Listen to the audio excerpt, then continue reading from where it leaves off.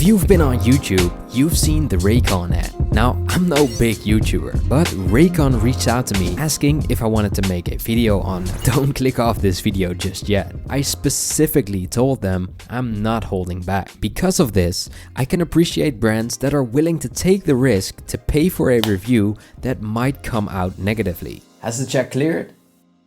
Good, let's start. The Raycon earbuds come in a case, which will allow you to charge them or store them, just like AirPods for example. It has magnetic closing, which is good. And the overall weight is very low at just 40 grams including the keychain strap. The capsule is charged via USB-C or wirelessly. If you're using USB-C though, you would still need to buy a power brick, which is not included. The capsule feels fine, nothing too fancy though, and you can definitely feel that they've put most of the money in the earbuds themselves, because the hinge feels kind of flimsy and it doesn't scream premium build at all. Now I'd say for the price point at $76.99, this might be good news. Affordable earbuds have to save on something, and in this case I'd rather have a cheap carrying case than cheap earbuds, because sound in the end is what matters most. What I find most annoying about the case though is the fact that it has no subtle lock at the end. So every time I open them, they close almost immediately again. Which is good if you want it to close, but it can be very annoying if it happens unintentionally all of the time. Furthermore, the opening is also very subtle and should have been more obvious in my opinion. I have to use my nails now to open them, and since you don't have a lot of space to grab the bottom part, it can be a little finicky. On the outside, you will find 4 LEDs, which will tell you the battery percentage of the case in 4 dots of 25% each, which is always nice. There is no way to see it though other than to open the case, so no tapping the outside or quickly see the percentage. The earbuds snap in the case magnetically, which is awesome and really feels snappy. I never had to guide them any way other than to hold them close. The Raycon everyday earbuds come with 4 sized gel tips. 5 if you include those that are already on there. For me, I found out that apparently I need 2 sizes for each side, one bigger and one smaller to fit them perfectly. But it's good that they deliver these, although maybe they should include one more size to make it even better. Enough about all that. Let's talk about the earbuds themselves. When you put these in, you will hear, which is something I'd rather not hear every time, because it gets old very quick. Especially since most of the time you put them in one by one, and the sound repeats with every side you put it in.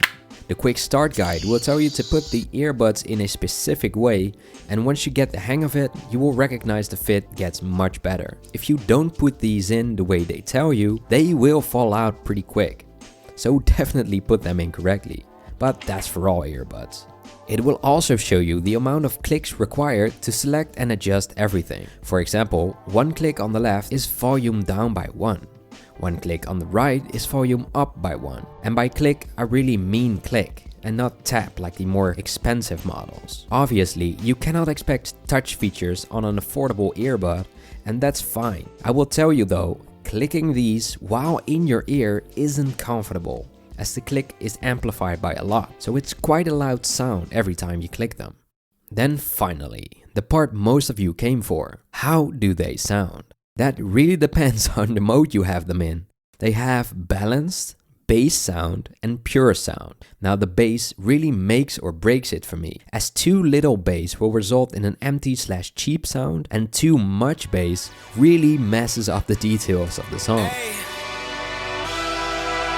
Yeah, let's see how you do under pressure. Oh, yeah, I've been wanting this shit forever. I've been in the field with whatever they throw at me. Brush it off, pick myself up, moving on to the better. Okay, hey, yeah, ain't no errors, baby, it's a new era. I wake up early, feeling rich like I'm Kesha. I get to the paper, boy. Extra, extra.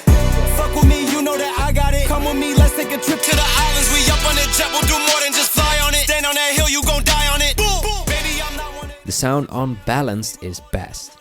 Although with certain songs, especially with ch and s sounds, it will clip a little bit, as in the highs are amplified too much, which will result in a not as crispy as I would have hoped sound. That's mostly present in hip hop and pop, etc. If you listen to soundtracks, cinematic music, you will find no real satisfaction in the balanced preset. For these types of sounds, the bass preset will really amplify the emotion of a certain soundtrack where it needs to be amplified. On acoustic bass songs, I find the bass preset to be too much bass. The pure sound preset though is the worst, since it amplifies mostly the highs. And I haven't found a single song worth listening to on that preset. It's closing in on bad quality there. Balanced is maybe up to 5 times better, almost as if you're using a totally different earbud. If we take another example, like Summertime Friends from the Chainsmokers. First line he sings is, "You're talking to me with the lights on." Talking to me sounds too high. Not comfortable at all. That's on all presets here. Another example would be How Do I Make You Love Me from The Weeknd. Especially the clap and the tss sound every second is just too high on these earbuds. There's different examples of this, but you get the idea. Some sound are amplified badly. But overall speaking, and that's my honest take on them, they sound good. Especially for the affordable price point they're at. They have a good bass to them, which sounds better than most speakers.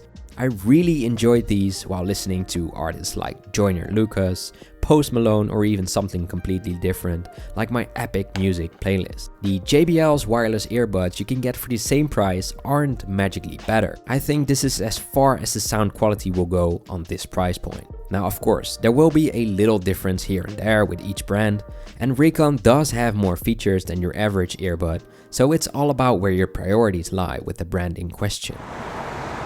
Talking about features though, it has an awareness mode, which uses the internal mic to amplify your surroundings, which will make it much easier to talk while having these on, and are pretty much a must-have feature when it comes to these, since the earbud kinda acts like an earplug, in that you really have difficulty understanding or hearing anything, and that's good, meaning you will be closed off from outside noise or distraction. One thing to add though, is the fact that the mic will of course capture winds too. So if you're using awareness mode, it will amplify the winds too. Not ideal. If you're making a call, it will disable awareness mode, probably because it will use the mic for the call. This is a test with the Raycon earbuds. How do they sound? Do you think the quality is good enough? To summarize, I think for the average person, these will do more than enough and sound great. If you really want to spend more, sure, you can have nicer things like tapping to increase the sound instead of clicking, better sound quality,